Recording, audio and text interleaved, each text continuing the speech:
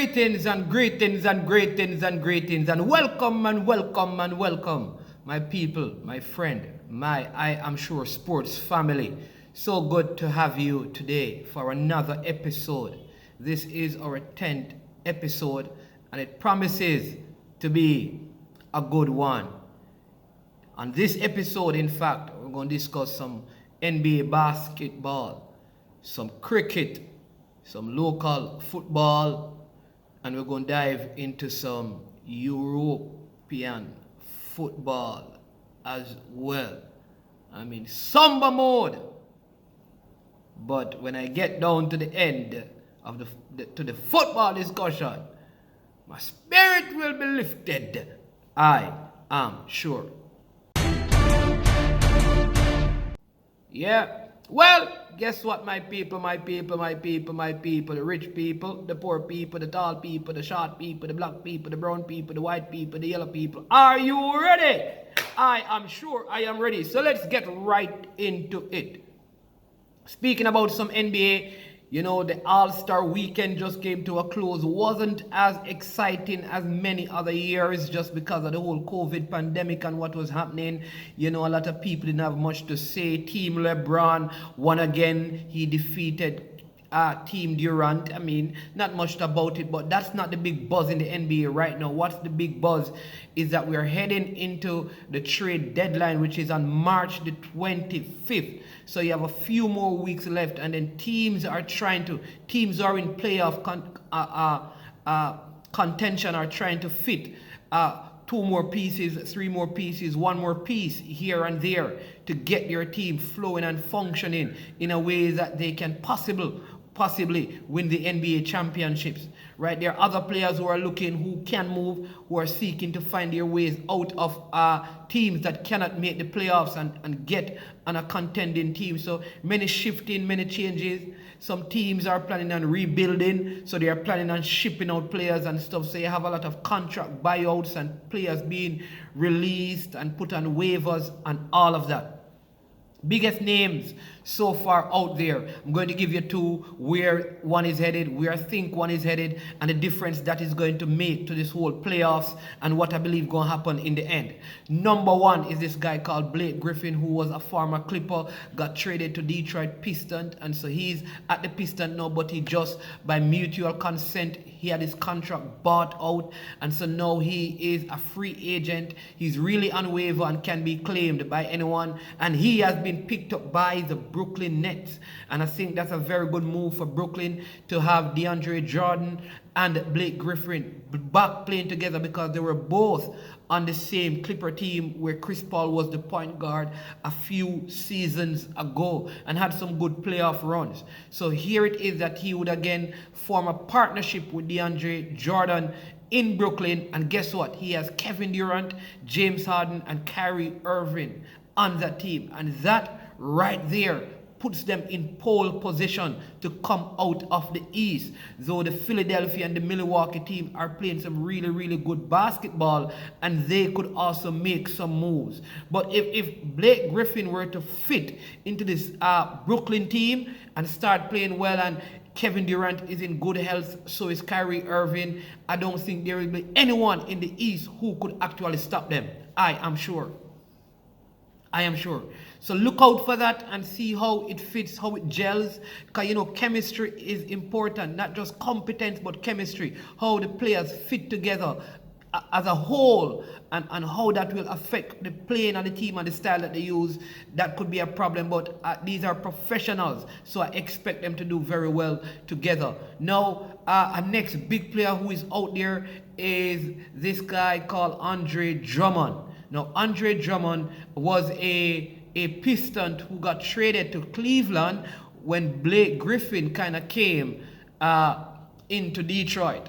And so now he's on the Cleveland roster, but he has not been playing because I tell you how the dominoes are falling. When the Brooklyn Nets acquired James Harden, they had to trade their center Jared Allen, and so now Cleveland is building around Jared Allen, and that put Andre Drummond, all-star, former all-star, he's now on the bench, not happy at all. So Cleveland wants to trade him, but if a trade doesn't take place by that time, there may be a contract buyout. And if that happens, he is really looking at joining the LA Lakers. Wow! If that were to happen, wow, wow, wow. That's good right there for LA. Because now they have another centerpiece that when Marc Gasol is off the court, they can play through him because they have a good 4 in AD and they have a good 3 in LeBron James. And all they would have to do is now find one sharpshooter to add to the mix. And then what a playoff, an NBA Finals it would be for a team like that, the LA Lakers, to take on the Brooklyn Nets. Man, that would be a dream final, a dream scenario. And I mean, I just think that would just be what the box offices want. But let's see what will happen. I mean, in the East, you have the Utah Jazz with Donovan Mitchell and Gobert. These guys are Mike Conley, who was an All-Star. In fact, Utah had 3 players at the All-Star game. Donovan Mitchell, Gobert their center, and Mike Conley came in as a replacement for Booker. And so the Utah Jazz team is playing some good basketball. Reminds us of the time when you had the Karl Malone, Jeff Hornacek, and those guys playing over there. It's like it is the rebirth of the Utah Jazz. So look out for them. They could pose some problems to the Lakers if the Lakers don't add a few pieces. Then you have LA Clippers. Finally, I think they have found a way to have Paul George and Kawhi Leonard playing well together. Let's see if they will make any moves. And they have Ty Lue, who is a coach there, who plays a different system from Doc Rivers, who was there last year. So let's see what will happen. But in terms of the West, those are the 2 teams that could possibly cause any sort of upset or upstage the Los Angeles Lakers. So we look forward to see what is going to happen in the NBA after March 25th to see if there are any other major changes. You know, I'm a New York Knicks fan. Love the Knicks. I don't think they should do anything because I don't think they'll be able to make enough moves to push them further than the first round. And the present roster that they have can bring them to the first round. And if they get knocked out, that's fine. At least they made the playoff. And if they can go to, I don't know if it will be up to a game 7 or it will be the same format as last year. But as long as they get into the playoffs, that's a good stepping stone. And in the off season, they can then spend money because they'll have a larger, what they call, room in terms of cap space to bring in a free agent or 2 of their choice.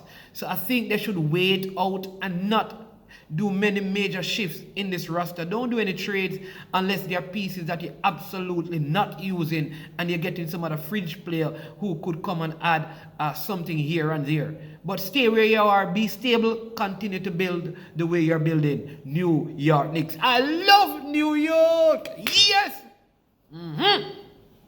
I will not be shouting for the Brooklyn Nets. No, we are rivals. That's it. Rivals. Yeah. So if you're a Brooklyn Nets fan, don't think I'm going to support your franchise. I won't. I'm a Knickerbocker, man. I stay with the New York Knicks. Latrell Sprewell, Patrick Ewing, Allen Houston, Larry Johnson, Charles Oakley, Chris Ward. I'm telling you. Yes. John Starks. Yes. Welcome to New York. I'm sure. Yeah. But let me touch on some West Indies cricket. The West Indies team defeated Sri Lanka. I had predicted a 3-0 series win in the T20s. It ended 2-1. And let me tell you, boy, they made me sweat. I had sweaty palms. The team never played well, they won. But an ugly win is better than a pretty loss at the end of the day. So the West Indies defeated Sri Lanka 2-1 in the T20s. And I think we have to tweak our batting style. We are fixated on hitting sixes every delivery. And it's like hit or miss. And what we find is that we have too many dot deliveries in a T20 inning. Sometimes the West Indies don't even know this. 60 dot balls in a T20 game. In other words, half the deliveries, we don't score any run. It can't happen. We need to find ways of rotating the strike and still be able to hit sixes. Because watch this. You don't need 26s because 26 in a T20 game is 120 runs. You don't need 20. If we can hit 15 sixes in every T20 game, that's 90 runs from 15 deliveries. We still have a next 105 deliveries. So if you can get, watch this, if you can get twos and ones of around 50 or 70 of those deliveries, you're scoring over, watch this, you're scoring over, watch this, you're going to score. I mean, I'm not talking about even fours. You're scoring over 150, 160 runs in every game. But this 130 and this 90 stuff, it can't work, man. We have to be wiser.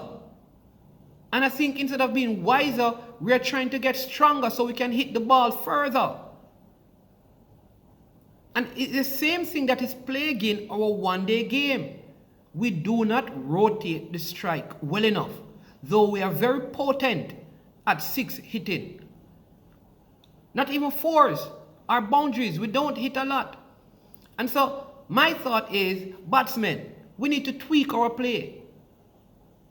We need to find at least one batsman who can stay and rotate and score singles while we bring in the six hitters. You remember the last T20 World Cup we won, where Marlon Samuels played a masterclass, hitting singles and twos and fours.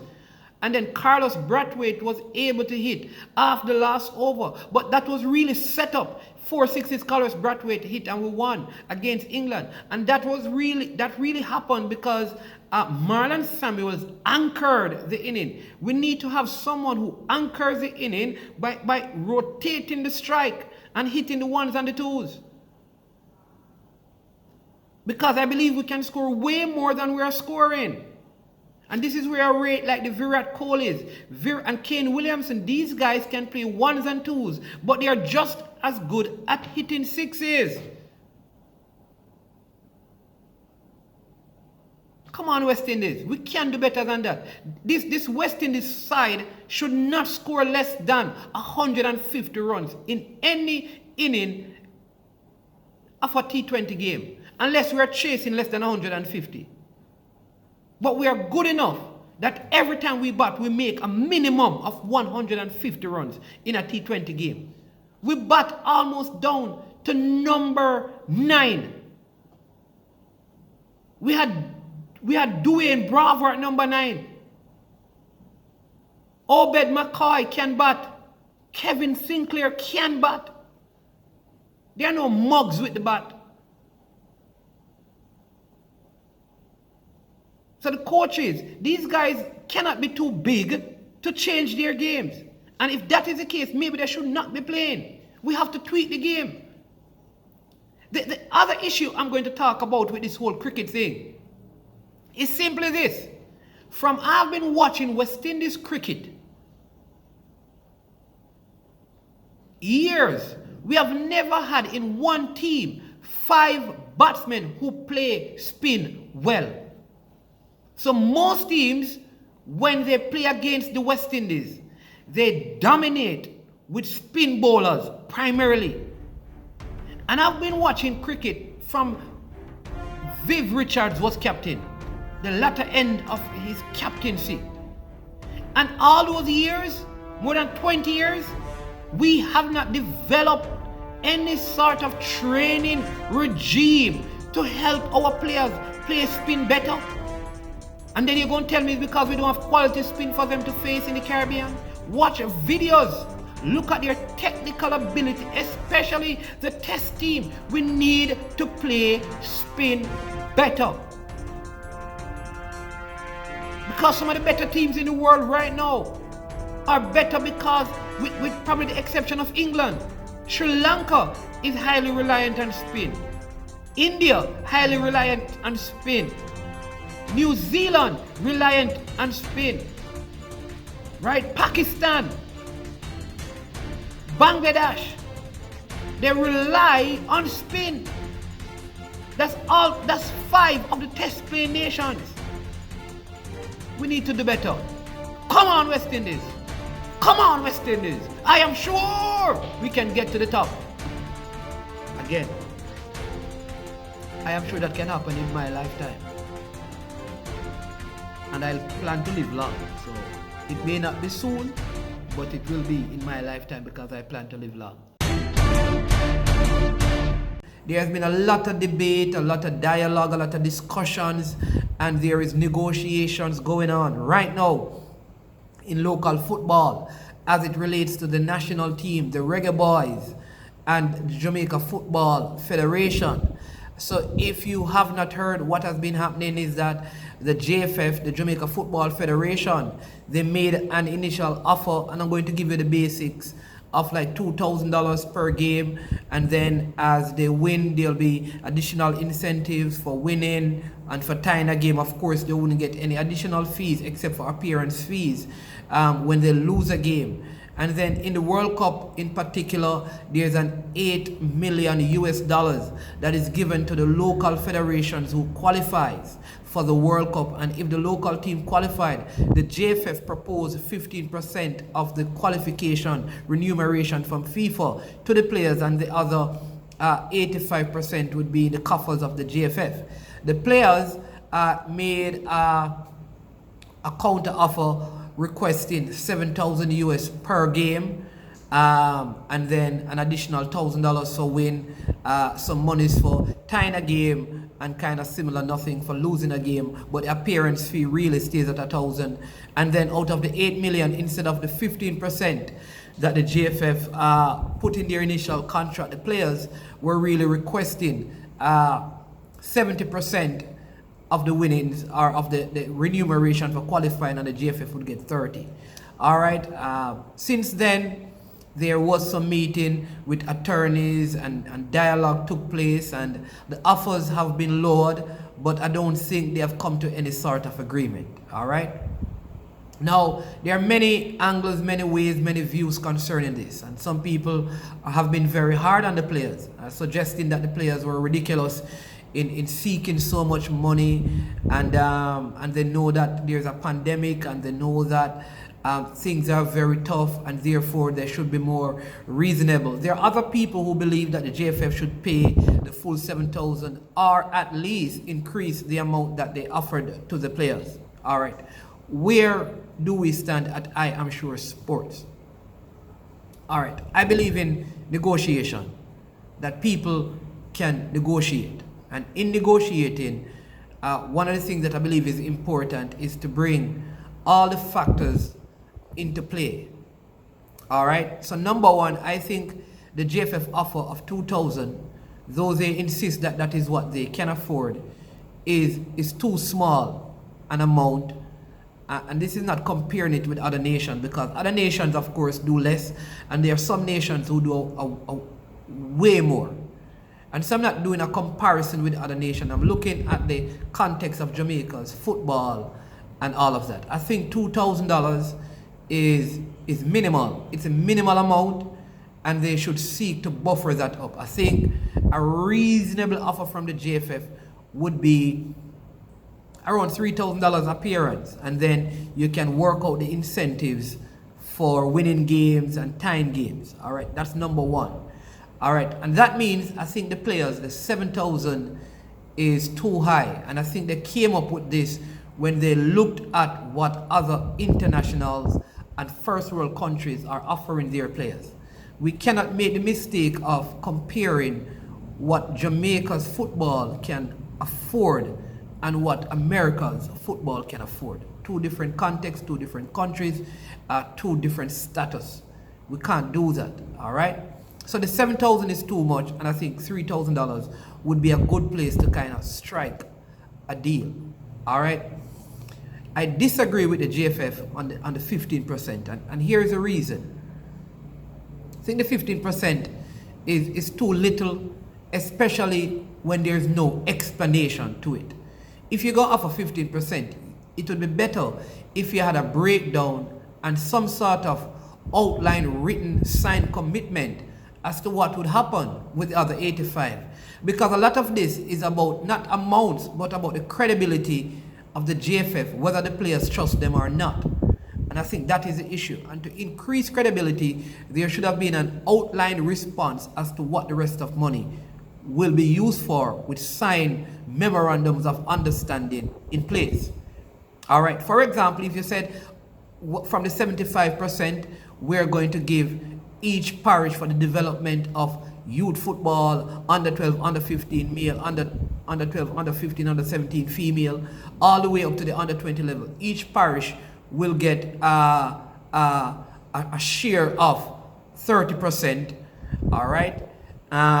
Then there's going to be an next 30% that is allocated for, say, the development of professional football in Jamaica, meaning players in the Premier League and the Super League would benefit and that kind of a thing. I think that would be more acceptable in terms of a position to present to the players.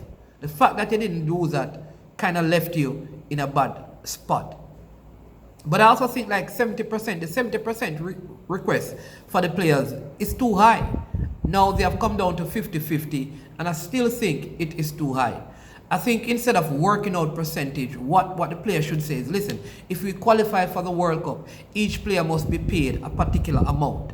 All right, not a percentage, but we want each player must get a bonus of say 10,000 US or 15,000 US, which works out to around 2 million Jamaican dollars. We're not going to use Jamaican dollars because most of these guys don't even live in Jamaica. So if each of them get 15,000, what I would say is that part of the negotiation is we need to get an outline memorandum of understanding signed between our attorney and the JFF as to what the other 35% of the 50% will be used for. Because instead of us getting it, we want to know how it is going to be given back to the development of football in a strategic way, so that a next batch of players could come through the system to qualify us for the World Cup.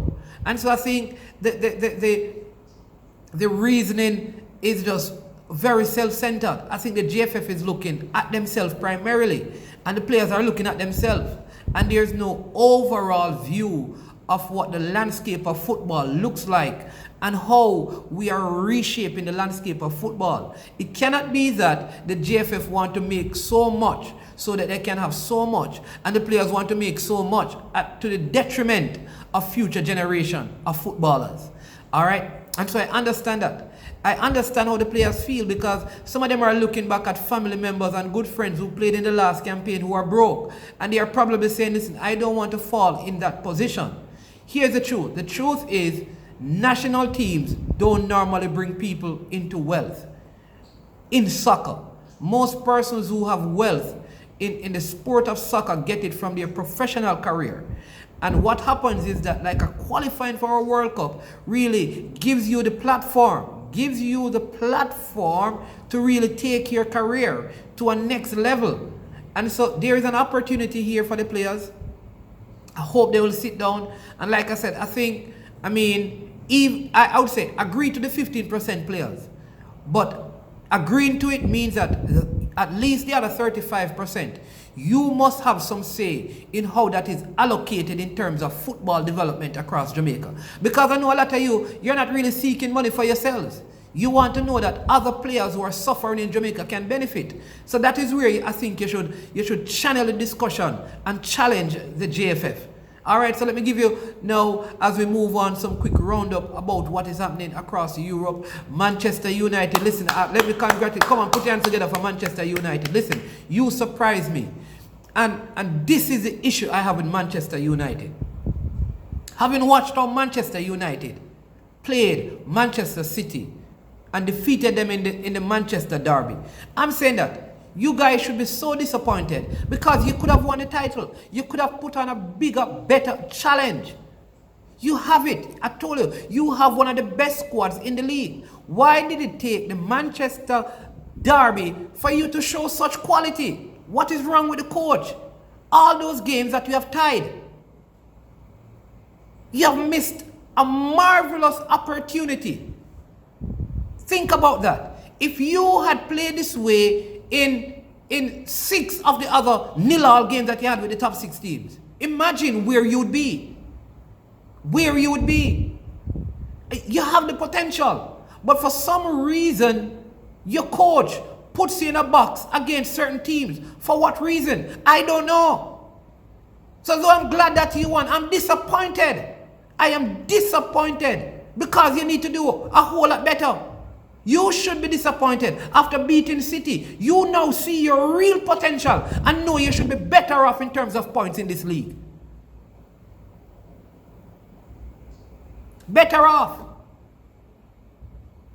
Atletico Madrid and Real Madrid also tied, and so the race in La Liga has gotten closer. I mean, wow, 1-1. Suarez, Benzema scoring, and so that is a whole different thing. And then here's the thing: Juve have been knocked out of. Oh my God, they have been knocked out of the Champions League. Listen, Ronaldo is really old. I mean, he's past his prime. He needs to do like Usain Bolt. He and Messi need to do like Usain Bolt. Ride off into the sunset, my friends. Listen, you need to leave Juve, you need to leave Barcelona. Go and play in the MLS or down in Dubai, in one of those places, Saudi Arabia and the Qatar League and stuff. Make some money. You're not going to make it in Europe again. Messi, you're not going to make it in Europe again. Here? Ronaldo, you're not going. Cristiano, you're not going to make it. Ride off into the sunset. Don't diminish your careers by trying to win Champions League again. That will never happen. As Badakat would say, that will never happen. I am sure. JFF players, let's get it together. We have a good team, though there is no guarantee that we're going to qualify for the World Cup. We have a good shot. So let's get it together before the campaign start. Let's get our act together, JFF. I am sure if the negotiations are fair and square and everybody is happy, we'll have a good shot at making our second World Cup. I am sure that it is time for Cristiano Ronaldo and Lionel Messi, to ride off into the sunset. MLS is calling you. I hear Inter Miami, New York Red Bulls, Seattle Sounders calling. Houston Dynamos calling. Calling Ronaldo. Calling Messi. Europe has just flushed you. You have been flushed out of Europe. You not ready. Uno done. Uno done. Duano. Good career, man. Don't get greedy. You have nothing else to win. Uno done. I am sure. Remember, like, subscribe, make a comment. Have a blessed one, have a good one. Thank you again for watching. See you on our next episode of I Am Sure Sports.